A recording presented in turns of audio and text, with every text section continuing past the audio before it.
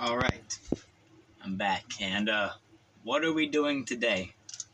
Now, I could be, say, reviewing Sinners, which I did see in theaters when it came out.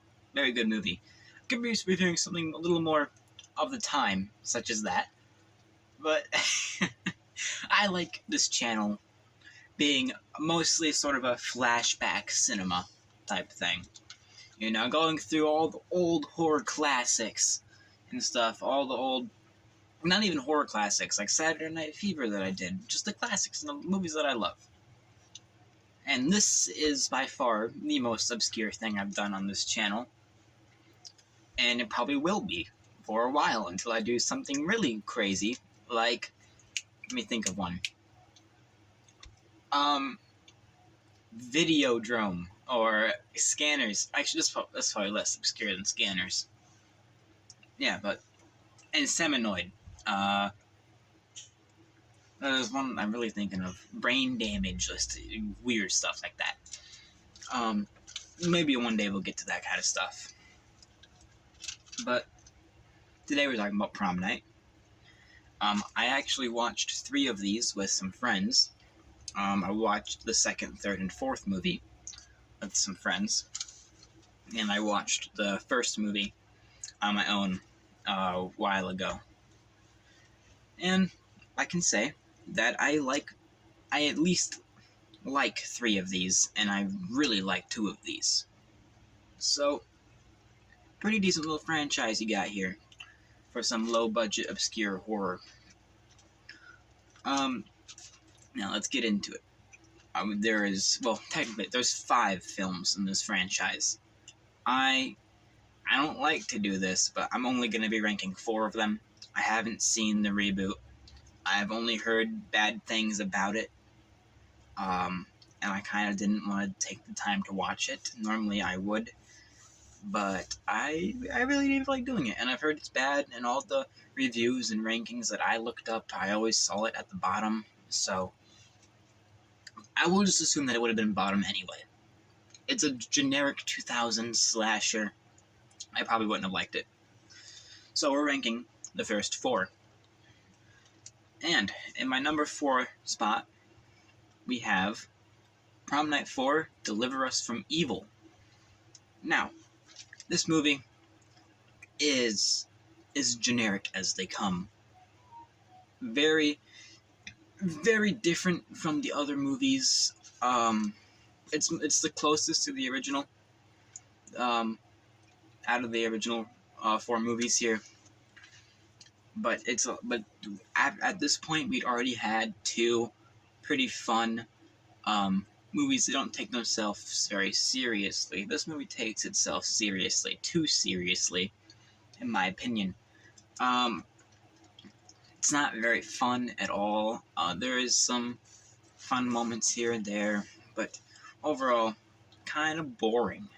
This one bored me, and it bored my friends too. They had checked out by the end of it, pretty much. This one isn't as much of a complaint from me, but my friends made a point of this. There's no Mary Lou, which by this point in the franchise we'd already had 2 movies of. They had grown to really like Mary Lou. I did too. Not a big complaint that she's not in here. There's just this, I feel like this movie would have been better if she was. The killer, kinda cool. Only really memorable thing about him is he has like a cross sword. That's cool, but I don't think he actually uses it to kill anyone. He used it to stab a guy's foot in his hands, but he dies to a fall. And the ending here is pretty good. You get a decent little chase sequence, and then they end up in the barn, and he lights the barn on fire, and it explodes. Pretty cool explosion. There's actually some pretty I think there's like 2 or 3 explosions in this movie. Pretty well done. The characters are so dumb in this movie. The one dude, he gets a gun, but he refuses to shoot it, and I can't understand why. He'll have the killer right in front of him, and he'll just walk away with the gun, and he eventually dies, obviously. The kills are kind of lame. He squishes a dude's head. I think he does that twice, where he breaks one's neck and squishes another's head, and then another dude falls from a roof. Yeah, so the kills aren't very good in this movie. Our two female characters are actually pretty decent. I think I like them way more than our male characters. They're just cardboard cutouts, but our two female characters here are nice. There's this weird pervert character who is in the house of one of the guys, and he's filming them. And then later on, when they're in the main house the movie takes place in, he's outside the window. Like, this is miles away. He's outside the window with a camcorder, recording them through the window. So he goes way out of his way to just be a little creep, and he dies for it. But this movie has the actor who's in all four of these movies as the priest in the beginning that gets choked out. Another pretty lame kill. I can't remember the actor's name, but he's in all four of these, and I don't think he dies in all of them. I don't think he dies in the third one, but he's in all of these. That's fun, a little cool, thing like that. I like things like that where where actors come back and play different actors. It's fun. Okay, moving on. My number 3 placing here. Now, if you are familiar with this franchise, you're going to be a little surprised here. A lot of people would consider this movie kind of a horror classic in a way, and that's the original Prom Night. Now, I'm not denying that it is a classic. I mean, it's a classic of its time. It's one of a pretty decently well-known slasher, but it's kind of boring. It's kind of boring and a little generic. I just think, there's some things that hold it up, like Jamie Lee Curtis is in it, fantastic as always. The music in here is pretty good, very of the time, and it has some style here and there. It has a pretty good chase throughout the school hallways. It's a whodunit, but it's not a very good one. I don't care for the reveal. I think it's pretty obvious. There's some charm to it, that low-budget slasher charm that was lacking in the fourth movie that this one has, that puts it above the fourth movie, in my opinion. It's not as fun as my top 2 on this list. I would much rather rewatch the top 2 movies I have in this list over this movie, although I do think this is a good movie. There's some nice kills in here. I'm trying to remember. Again, it's been the longest since I've seen this. Oh, dang. Since I've seen this one. I remember the dude getting his head chopped off. I believe that's this movie. And that's about all. Okay, maybe the kills aren't that good if I can't remember them. But yeah, there's that. Yeah, but their killer reveals them. Just overall, not a movie I'm going to rewatch that often. Maybe every once in a while just for the authenticity of it, But other than some style here and there, and Jamie Lee Curtis, of course, being great, I'm not too hot on this film, as I feel some people are. But moving on, my number 2 spot, Prom Night 3: The Last Kiss. Now, this is a movie that is insane. It's also impossible to find. To watch this movie, it's not on any streaming service. It's the only way I could really find to watch it legally is to order like a Spanish copy of a DVD on Amazon. So real fun trying to find a way to watch this movie legally. So there's that, but that's not a factor of the movie itself. This movie it's so bizarre. It's, first of all, very fun movie. It's not really a horror movie. It's a comedy. It's a full-blown comedy. It's basically a spoof of the second movie, which was already kind of like a fun comedic movie at times. Like it has the weirdest tone, but I love it. Like I love the tone of this movie. Like you have some insane things with editing and sound effects, like with the music, like the scene where our main character first meets Mary Lou, and he's wrapped up in a flag, and it play after they do the Devil's Tango, I believe. It plays some patriotic music, and then when he's on the phone talking to his parents, it plays like Charlie Brown adult sounds.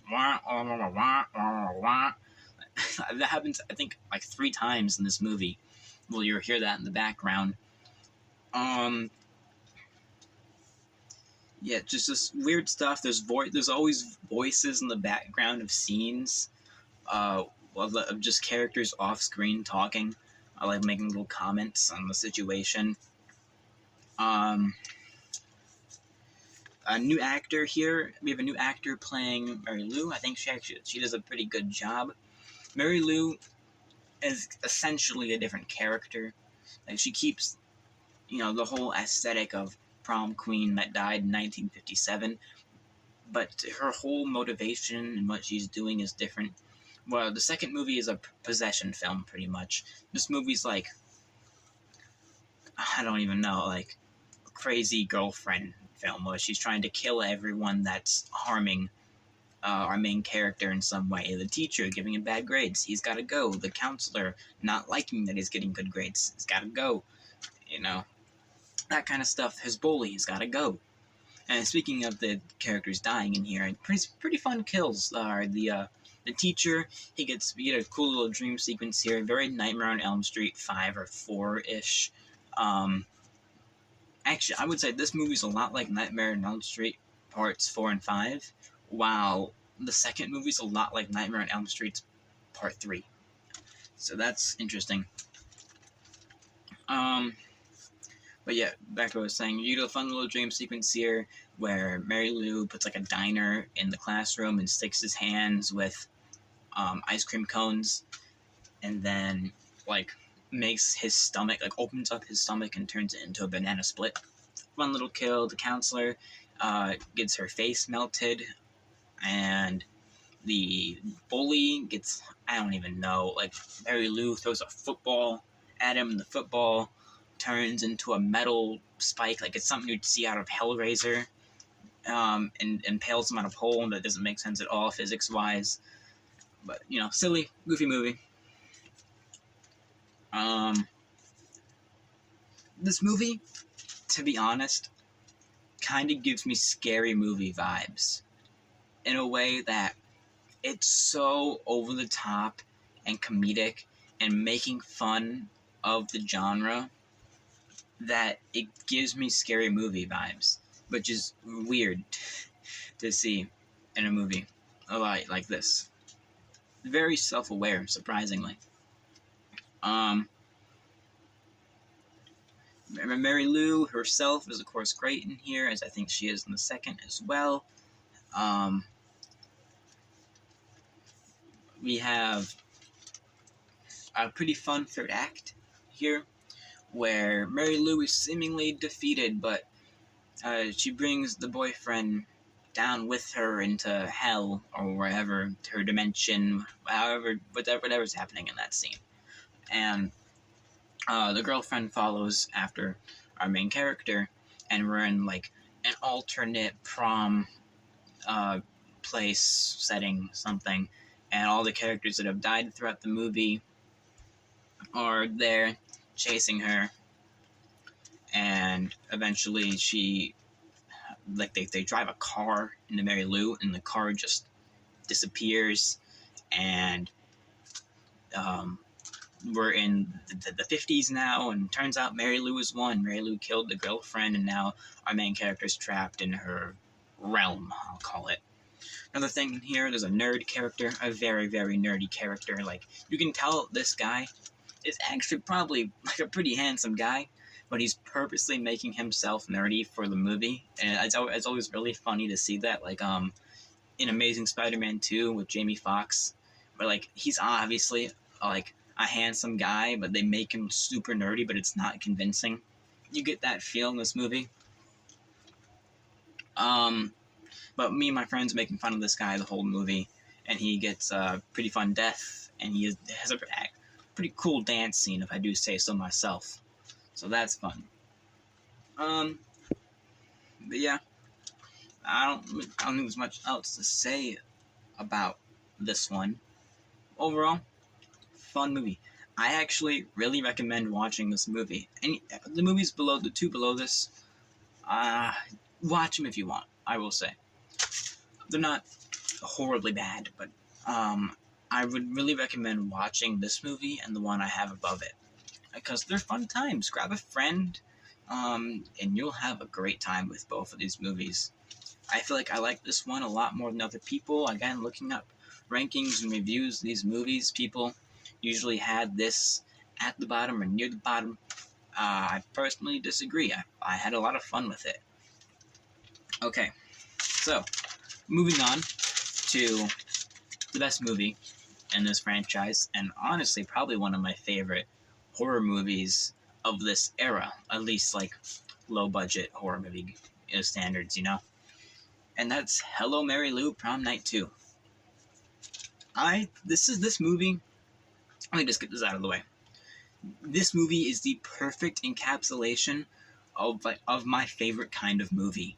Low budget, crazy, wacky horror movies from the 80s and 90s. I eat that kind of stuff up. Like Slumber Party Massacre 2, one of my favorite horror movies, straight out, not like no conditions, one of my favorite horror movies. That one is one I want to review as well. This gives me a lot of that kind of vibe, and it makes me love this movie. Like, I have like 3 favorite kinds of movies. This kind of movie, and then like a movie that shows its time period very well, like Saturday Night Fever or Footloose and what am I thinking? Flashdance, and then gangster films such like Goodfellas, Godfather, that kind of stuff. Okay, but moving on. Big tangent there. Wow. Moving on. Hello, Mary Lou Prom Night 2.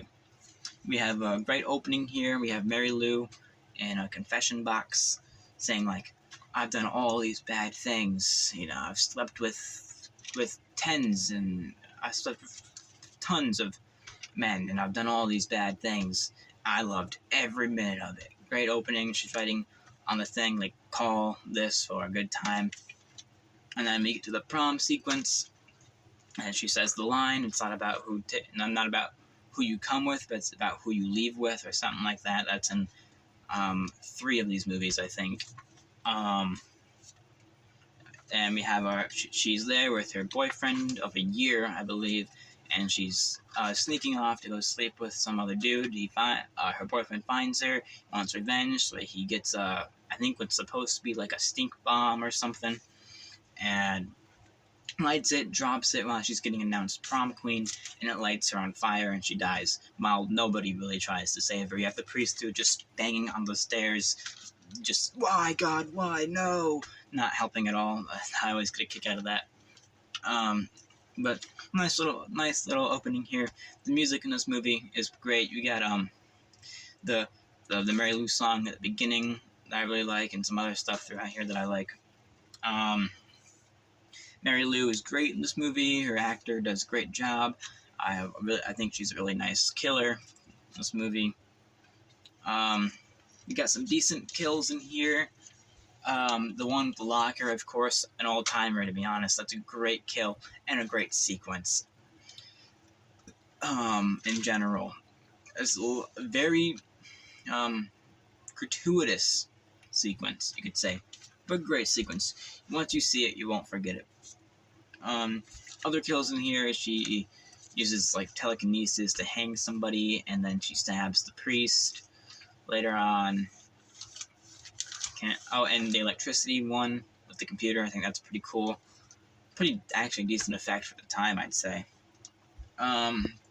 You have some you got some crazy line deliveries, as you always can expect in this kind of movie.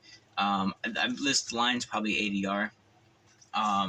Of we're in like our main prom sequence in the movie. This guy's, I drink, I get drunk. What's the problem? You know, you get great stuff like that in here. Michael Ironside is in this film as the principal that Mary Lou is after in the movie. He's, of course, a big name at this time, you know, stuff like Scanners and whatnot. He's always great in stuff he's in. You got lots of weird effects in here. Again, very Nightmare on Elm Street type effects. With the chalkboard, our main character gets swooped into the chalkboard and like it swirls around and she's swimming in it, and that's when Mary Lou takes over, right? Yeah, I think. Again, this movie is a possession film, which is wild coming off the first movie, but I kind of love it. It's actually a pretty good possession film where our character gets fully possessed and the villain kind of wins in the end.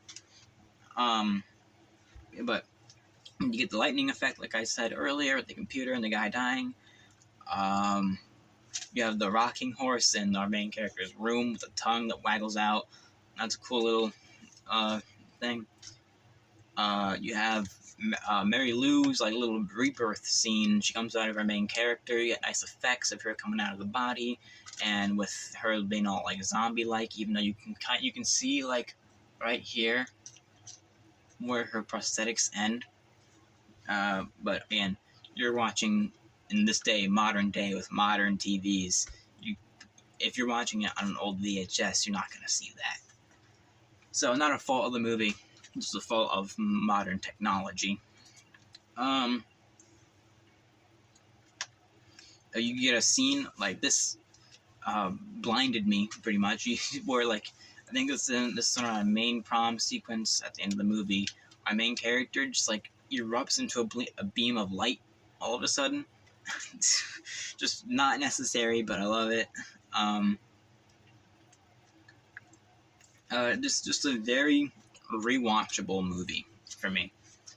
It's great, very fun, good killer, a decent main character, solid possession film, fun, rewatchable. Love this kind of movie. I love this movie. Just yeah. That's about it. I mean, this is a shorter video, obviously, but I think my top two movies in this list, Prom Nights 2 and 3, I really like. Go watch those two movies. Find a way to watch the third one. The second one, I believe, is still on Amazon Prime. That's where I watched it. But hate movies. This is a bizarre topic to talk about. All the videos I found of people talking about these movies had like no more than 200 views, like the ranking videos I was looking at. But I just needed to get this out. I'm thinking of doing some more solo reviews. I want to do more one-off movies. I want to do Slumber Party Massacre 2. I really do, because that movie's great. But these ranking videos are fun. I sit down in between matches of whatever game I'm playing, write some notes down for each movie, then I record myself talking about it. Real fun. These movies, for the most part, are real fun. So, that's about it. I'll see y'all in the next one.